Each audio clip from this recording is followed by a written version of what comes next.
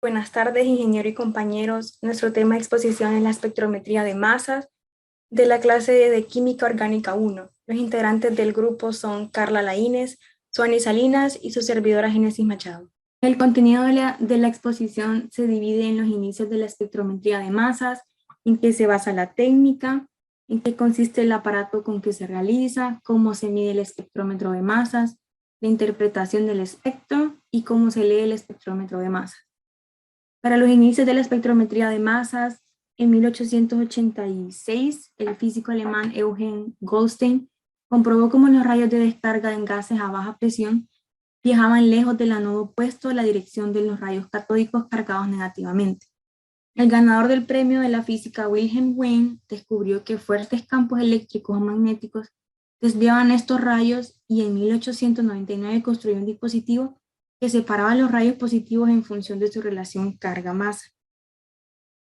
En 1912, el científico Joseph John Thomson, que estaba interesado en medir la relación masa-carga del electrón, mejoró el trabajo de Wien y consiguió crear el primer espectrómetro de masas.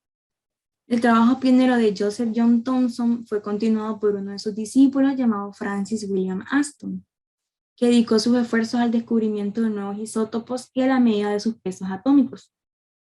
Tras la Primera Guerra Mundial, en 1919, inventó el espectrógrafo de masas, que le permitió descubrir 212 de los 287 isótopos de elementos no radioactivos, y por esa razón fue galardonado con el Premio Nobel de la Química en 1922. En sus primeras investigaciones con el espectrógrafo de masas, Aston descubrió que al hacer pasar por el instrumento una muestra de gas neón puro, se formaban en el detector dos manchas separadas, lo cual significaba que el gas contenía átomos correspondientes a dos masas diferentes. Por lo tanto, interpretó que sus descubrimientos señalaban la existencia de dos tipos diferentes de átomos de neón y que ambos debían poseer el mismo número de protones, puesto que todas las formas de neón contienen siempre el mismo número de protones, pero un número diferente de neutrones. Como consecuencia, sus masas atómicas debían ser diferentes. Con sus investigaciones, Aston proporcionó la primera prueba experimental de la existencia de isótopos, es decir, de formas de un mismo átomo con un número igual de protones, pero con un número diferente de neutrones, y lo plasmó en dos publicaciones. La primera, Los isótopos en 1922 y Espectrómetros de masa de isótopos en 1933. Actualmente la espectrometría de masas es una herramienta muy útil para identificar los elementos presentes en una muestra y determinar rápidamente las concentraciones de las materias que la componen. ¿En qué se basa la técnica? La técnica está basada en la obtención de iones a partir de moléculas orgánicas en fase gaseosa. Una vez obtenidos los iones, se separan de acuerdo a su masa y su carga, para finalmente ser detectados mediante un dispositivo adecuado según el tipo de muestra para ser analizada, dando como resultado un espectro de masas que da una información bidimensional representando un parámetro relacionado con la abundancia de los diferentes tipos de iones en función de la relación masa-carga de cada uno de ellos. Como se ha mencionado, los procesos que tienen lugar en un espectrómetro de masas son de naturaleza química. En consecuencia, la presencia y abundancia en el espectro de determinados tipos de iones, identificables a partir de su masa, será función de la estructura química de cada compuesto. La información ofrecida por un espectro de masas es de alguna forma comparable a la obtenida mediante una gran cantidad de reacciones de las utilizadas para la determinación de estructuras por vía química, por lo que la espectrometría de masas puede ofrecer una enorme cantidad de información sobre un compuesto determinado. ¿Qué es la espectrometría de masas? Es una técnica que ayuda a identificar la cantidad y tipo de compuestos químicos presentes en una muestra, midiendo la relación masa-carga y la abundancia de iones en fase gaseosa. Ha tomado un gran auge en varias áreas de análisis, como ser en los alimentos o en la área clínica. Es importante aclarar que la espectrometría de masas tiene muy poco en común con las técnicas clásicas de la espectrofotometría. En un sentido estricto, no es propiamente un método espectroscópico, ya que en la espectrometría de masas no se utiliza ningún tipo de radiación, por lo tanto puede considerarse como una técnica espectroscópica. Es una de las técnicas de mayor uso en la actualidad, ya que suministran información sobre las estructuras de una amplia variedad de especies moleculares complejas, las relaciones isotópicas de los átomos de las muestras, la estructura y composición de superficies sólidas, etc. Con esta información obtenida en el espectrómetro de masas, ha ayudado en varios ámbitos de la industria, tales como la industria alimentaria, para detectar riesgos en los alimentos. Debido a su compleja composición natural, la técnica es esencial para la determinación de contaminantes, en la investigación y para el desarrollo de productos alimenticios más saludables, ante una creciente demanda de los consumidores de productos alimenticios con propiedades más nutricionales y de calidad, dando hincapié a la salud del consumidor. El proceso en sí tiene lugar en la fuente de ionización. Los iones generados son acelerados hacia un analizador y separados en función de su relación masa-carga mediante la aplicación de campos eléctricos, magnéticos o determinando el tiempo de llegada a un detector. Cuando los iones llegan a este producen una señal eléctrica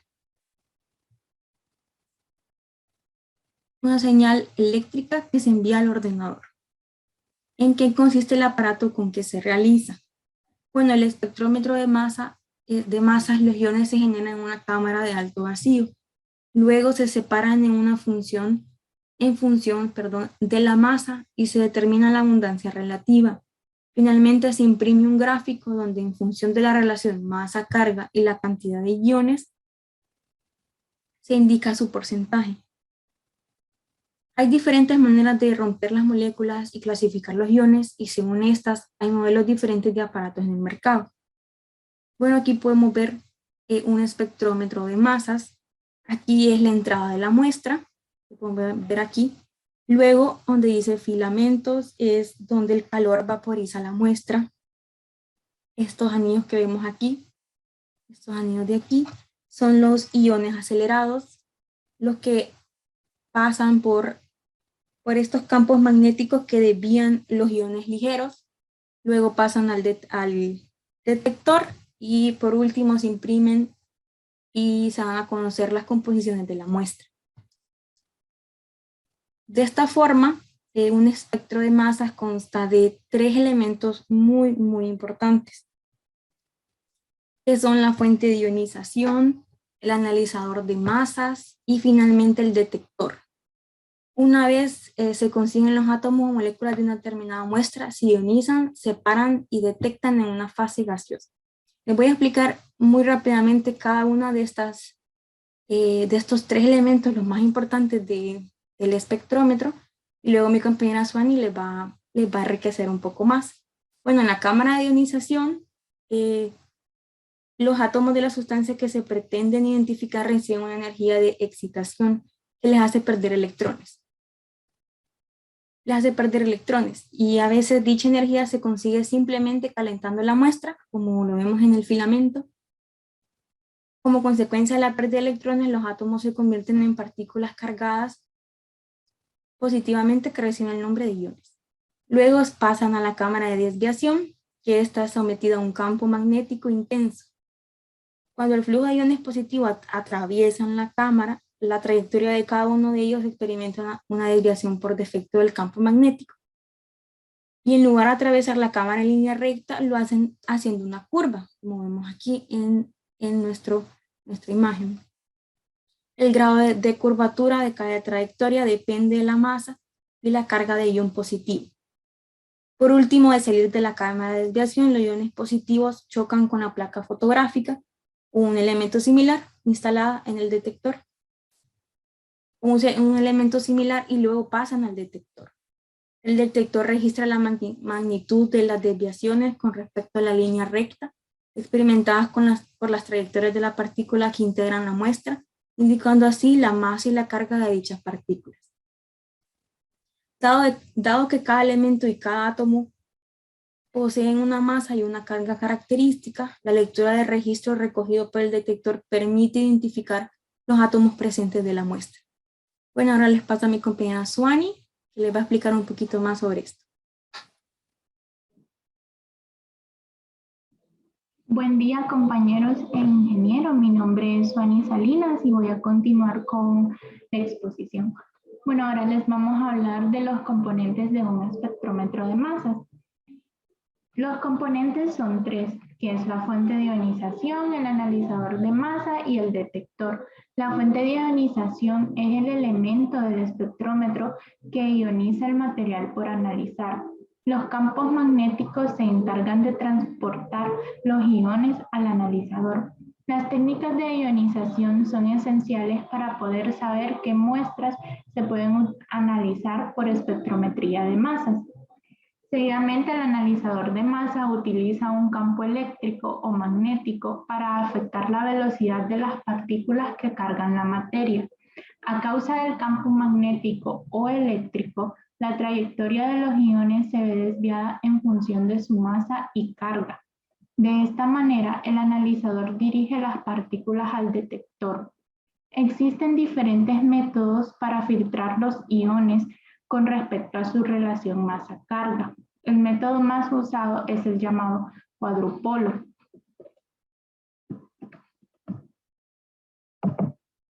El detector. El detector es el último elemento del espectrómetro de masas, el cual registra la carga inducida cuando un ion pasa cerca o golpea una superficie.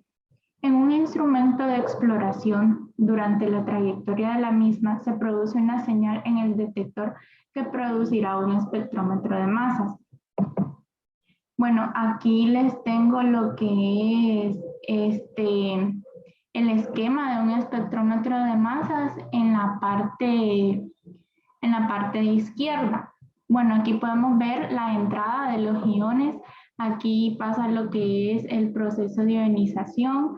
Aquí la aceleración. Por aquí es donde se separan los iones. Y finalmente la detección. En la imagen de la derecha, tenemos lo que es un ejemplo elemental para que me puedan entender mejor. Bueno, primero va la parte de ionización o activación, donde tenemos todos los iones.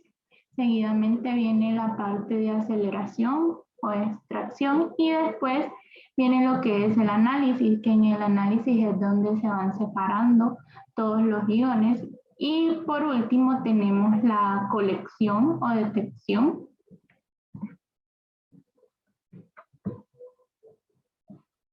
Bueno, ahora esencialmente, el espectrómetro de masas debe ser capaz de desempeñar 4 funciones. El espectrómetro de masas debe ser capaz de vaporizar sustancias de volatilidades muy fuertes. 2. Una vez volatilizada la muestra, el espectrómetro debe ser capaz de originar iones a partir de las moléculas neutras en fase gaseosa. 3. Una vez generados los iones, el espectrómetro debe ser capaz de separarlos en función de su relación masa-carga. Y 4. Una vez separados los iones, el espectrómetro debe ser capaz de detectar los iones formados y registrar la información adecuadamente. 4. Ahora vamos a ver qué propiedad emplea el espectrómetro de masas y cómo la mide. El espectrómetro de masas se presenta como una gráfica de barras en el eje X. Tiene las unidades de masa, valores de M sobre Z, y en el eje Y tiene la intensidad, que es el número de iones de una relación masa-carga, dado que llegan al detector. Al pico más alto, llamado pico base, se le asigna arbitrariamente una intensidad de 100%. El espectrómetro de masas de un compuesto puro proporciona diversos tipos de datos que son útiles para su identificación.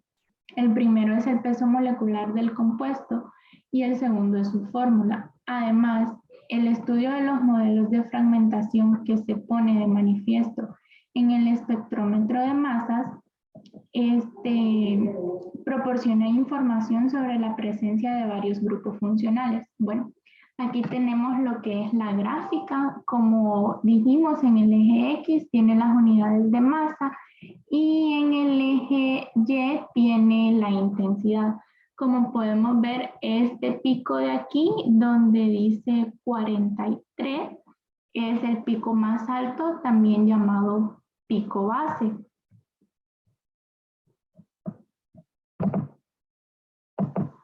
Ahora vamos a hablar de la interpretación del espectro.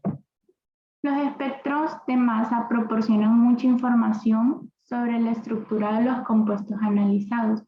El espectro de masas es susceptible de ser interpretado, siendo en muchas ocasiones esta última la única vía posible para lograr una identificación estructural de algunas moléculas. Como ya se ha mencionado, la información que ofrece el espectro de masas proviene de las reacciones químicas que experimentan las moléculas de la muestra en estado excitado. Bueno, tenemos tres tipos de iones característicos que son el ion molecular, iones isotópicos y los iones de carga múltiple. Bueno, continuando entonces con el análisis y lectura del espectro de masas. Tenemos acá el ejemplo del espectro de masa interpretado de 4-metil-3-penten-2-ona. Bueno, esto que tenemos acá es un ejemplo de un espectro de masa de una cetona insaturada. ¿Qué se registra en este espectro de masa? Bueno, aquí en el eje horizontal tenemos el valor de la relación masa-carga de los fragmentos que llegan al detector, o sea, su valor de masa básicamente, es decir, llegan iones aquí de masa 29, 39, 43, masa 55, 83, 98, también podemos ver acá 99 y 84. ¿Y qué se va a registrar en este eje vertical? Viene en un principio lo que vamos a llamar la abundancia, la cantidad de iones de cada peso que llega al detector en un determinado momento. De esta sustancia que llega acá, que está acá, si este es su espectro de masa, la mayoría de los iones que llegan al detector pesan 83, luego vienen los de 55, también hay muchos iones 98 y 43 y menos de los otros pesos, pero eso es básicamente lo que se registra. La abundancia en el eje vertical puede darse de manera absoluta o relativa. Si esto hubiera sido abundancia absoluta o intensidad absoluta, acá iría la cantidad total de iones que están llegando al detector. Y ahí van a haber números del orden de los millones. Quizás acá 10 millones, 50 millones, 1 millón de iones llegan de cada tipo al detector. Y si no, lo que se hace es esta forma que tenemos acá, la más usual, que es poner la abundancia o intensidad relativa. ¿Qué se va a hacer acá? Pues se toma el ion más abundante de todos y se le pone el 100% y el resto se escala. Pues esto es el espectro de masas, es un registro bidimensional en el cual tenemos un eje, que es la masa de los iones, en realidad su relación masa-carga, y en el vertical su intensidad o abundancia, que puede ser absoluta o relativa. Ahora vamos a llamar al pico base al que presenta abundancia máxima y la que se va a definir con el 100%. Como vemos acá, en este caso, es el 83. Y vamos a llamar ion molecular al ion que aparece como el ion más abundante de mayor masa. O sea, acá este sería el 98. Y corresponde a las moléculas que llegan al detector y que no se fragmentan. O sea, moléculas de este tipo que se ionizan y no se fragmentan. Si nosotros sumáramos acá, para cada carbono 12, para cada hidrógeno poner 1 y para cada oxígeno 16, al sumarlos nos darían 98. Es decir, los iones de estos sin fragmentarse pesan 98. ¿Y por qué hay iones que pesan 99? Bueno, porque algunos carbonos en vez de pesar 12 pueden pesar 13. Al igual que el oxígeno, en lugar de pesar 16, puede pesar 17 o 18. Y eso va a hacer que aparezca este pico acá, que se llama pico isotópico. Ahora, ¿qué son todos estos picos que nos dan acá? Bueno, si uno se pone y mira, por ejemplo, que esta molécula de acá pierde un metilo, pesa 83 en lugar de 98. Y si se toma solo este fragmento de acá, va a pesar 55. Si solo se toma esto, va a pesar 43, perdón. Y todos estos son, digamos, fragmentos de esta molécula. Así que tienen estos pesos moleculares. Es decir, el espectro de masas, todo esto que tenemos acá, es una especie de rompecabezas. Me dice todas las piezas que componen una molécula. Y yo tengo que poder en un principio armar esa molécula. Por eso sirve como una técnica de identificación. Ahora vamos a comenzar con el análisis del espectro de masas de esta cetona, que es la que tenemos acá, del espectro. Y yo acá tengo enlistados los picos más importantes, o los picos que vamos a intentar explicar. Tenemos 114, 99, 71, 58, 43 y 15.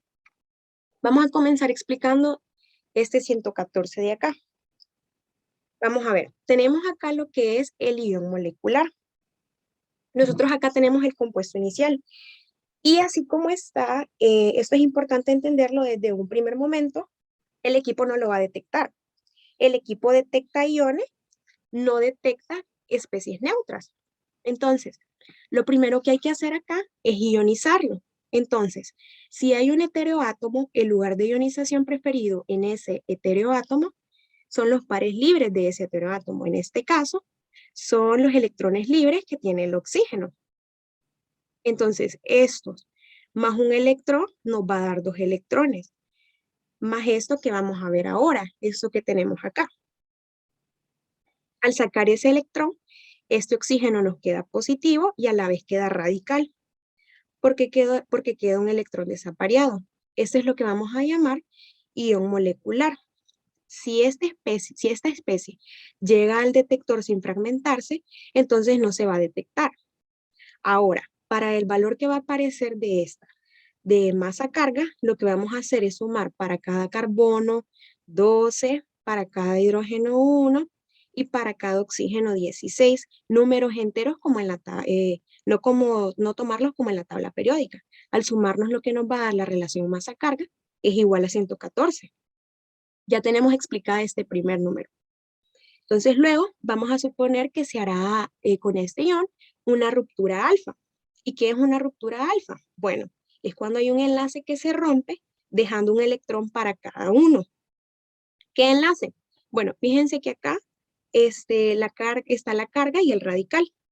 Este enlace de acá se llama ipso y el que le sigue es el alfa. Puede ser este enlace o este enlace. Por eso, en este caso, vamos a tener 2 opciones de ruptura. En primer lugar, vamos a suponer que quien se rompe es este electrón, este electrón de acá, que se va a parear con este electrón. Y esa es la fuerza de la ruptura alfa, la cual se da para parear el electrón que estaba desapareado.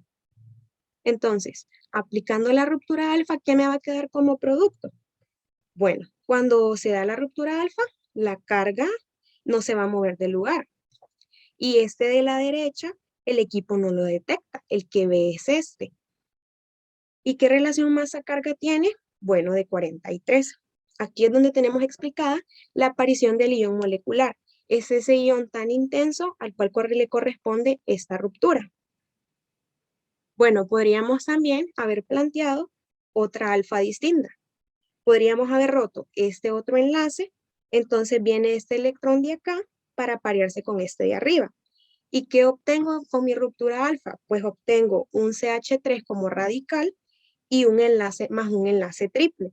¿Cuánto pesa este ion? Bueno, su relación masa-carga es igual a 99. En el caso de esta cetona ya no hay más opciones. Si la cetona llega a ser simétrica de los dos lados, da lo mismo, pero en este caso, la acetona es asimétrica, tenemos alfa por un lado y alfa por el otro. Una vez que se han formado estos iones, ya tienen todos sus electrones apareados, entonces ya rupturas alfa no pueden haber. Lo que sí puede empezar a haber ahora son rupturas de tipo inductiva. ¿Y qué es la ruptura inductiva? Bueno, es una ruptura heterolítica O sea, un par de electrones se va todo sobre un átomo y siempre se generan fragmentos neutros y estables. Y esa es la potencia, lo que da la fuerza a la ruptura. Entonces, este tipo de ion lo que va a hacer es este par de acá, todo este par se lo lleva el CO. ¿Y qué me forma? Pues me forma monóxido de carbono, una molécula súper estable y encima chiquita, neutra, todo lo que se pide, y me queda el CH3, el cual tiene la carga positiva. ¿Y qué relación masa-carga tiene este CH3? Bueno, de 15. Ahora, si yo vengo y tomo este de acá y le hago una inductiva, una ruptura inductiva, ¿qué me va a quedar? Bueno, acá lo tenemos otra vez. Al aplicar una ruptura inductiva, me queda un monóxido de carbono y este ion. Ahora, ¿cuánto pesa este ion? Bueno, 71. Si se fijan, hemos determinado la explicación de 114, 99, 71, 43 y 15. Nos falta determinar el 58. Y fíjense que todos los picos que se dan en la ruptura son de tipo impar. Y eso tiene que ver con que la masa inicial es par, de 114. Aquí es donde entra en juego la regla de que toda molécula que no tenga nitrógeno tiene peso molecular par. Si la molécula tiene una cantidad de nitrógenos impares, por ejemplo, un nitrógeno, 3 nitrógenos, 5 nitrógenos, va a ser impar el peso molecular. Si tiene cantidad par de nitrógenos, el peso se vuelve a ser par. Segundo, todos los iones que salgan de rupturas normales, es decir, alfas e inductivas, van a ser todos impares. Y si observamos un pico par, en este caso como el 58, ese pico viene de un reordenamiento de hidrógeno. Entonces, hay un reordenamiento que se llama de McLafferty. McLafferty fue el primero que explicó una serie de picos pares que no se podían explicar de otra manera. Entonces acá tenemos otra vez la molécula ionizada extendida, en que tenemos que ir de enlace en enlace y ver si de alguna manera puedo llegar a tener un hidrógeno a 6 átomos de este que está acá. Si se tiene, se va a poder dar el reordenamiento. Entonces, es decir, tomando este como 1, este sería mi carbono 2, carbono 3, carbono 4, carbono 5, hidrógeno 6. Si vemos, este tiene una masa carga de 114. Para poderlo ver mejor, aquí lo tenemos. Como les dije anteriormente, este sería nuestro hidrógeno 6. Si contamos, ese hidrógeno 6 puede reordenarse sobre este átomo de oxígeno. Si se fijan, 1, 2, 3, 4, 5, hidrógeno 6. ¿Pero por qué 6? Bueno, porque lo que se va a formar es un anillo de 6 miembros como estado de transición. Ese hidrógeno que está en posición 6, este de acá, si recordamos que los anillos de 6 son los que no tienen tensión, o sea, yo no tengo que tensionar esta estructura para que se conforme así. Esta se conforma naturalmente. Este hidrógeno está lejos en la estructura, pero geométricamente está muy cerca sin tensarse. Entonces, ¿en qué va a consistir este reordenamiento de hidrógeno? Bueno, acá lo tenemos. Este electrón, ¿qué es lo que vamos a tener? Bueno, aquí lo que se tiene es que este electrón de acá viene para acá, para romperse, y el electrón desaparece del oxígeno, viene para ahí. ¿Qué es lo que sucede? Pues se va a formar un enlace OH, el oxígeno sigue cargado, positivo, la carga no se mueve del lugar porque el oxígeno sigue teniendo el electrón de menos que tendría que tener. Pero el radical me va a quedar acá. Si se fijan, este de acá tiene una relación masa-carga de 114 y este igual. Porque lo único que le sucede al ion es que se reordena.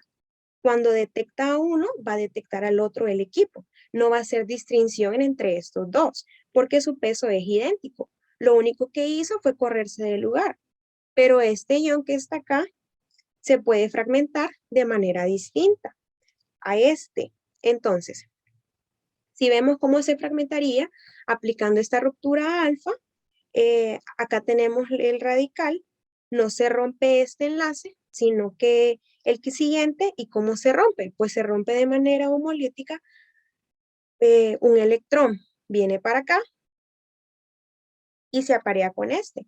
Entonces, ¿qué me queda me queda este como producto? Teniendo un peso teniendo una relación masa-carga de 58. Tenemos explicada de esta manera algunos de los picos de nuestro ejemplo del espectrómetro de masa de esa cetona. Así que cuando veamos para una molécula de masa par, y sobre todo sin nitrógeno, se tiene un ion molecular par. Y todo lo que sea par va a venir de un reordenamiento. Este tipo de fragmentaciones son típicas de cualquier compuesto carbonílico, aldehído y cetona. Rupturas alfa, luego inductivas, perdiéndose monóxido de carbono. Para terminar, tenemos las conclusiones acerca de que la espectrometría de masa es una técnica de vital importancia en sus comienzos y en la actualidad, donde disponemos del espectrómetro de masas como un instrumento altamente especializado y aplicable en multitud de campos. Este es uno de los instrumentos más utilizados a la hora de analizar todo tipo de muestras, con gran versatilidad y facilidad, pudiendo realizar análisis cualitativos y cuantitativos de forma simultánea. Hoy en día se siguen realizando investigaciones en mejoras dentro de la espectrometría de masas, ya que cada día se exigen resultados con mayor precisión y se analizan muestras que requieren mayor especialización. Es así como nosotros podemos concluir que esta técnica es muy interesante y se sigue utilizando debido a todo lo que hemos mostrado anteriormente.